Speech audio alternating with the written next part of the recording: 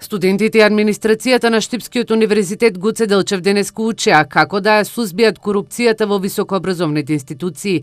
Законот за укажување или популарно наречен за свиркачи на универзитетите им наложува да назначат лице на кое што студентите и вработените ќе можат да укажат на корупција во нивните редови.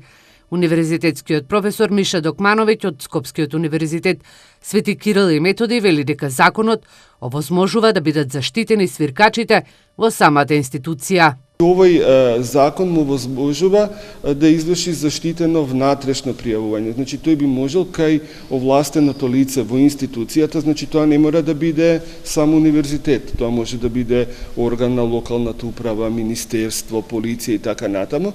Значи во рамките на самата институција да го изврши пријавувањето и неговата анонимност да биде заштитена. Докмановиќ забележува дека по 2 години од овој закон нема случај на свиркачи кои би укажале на корупција.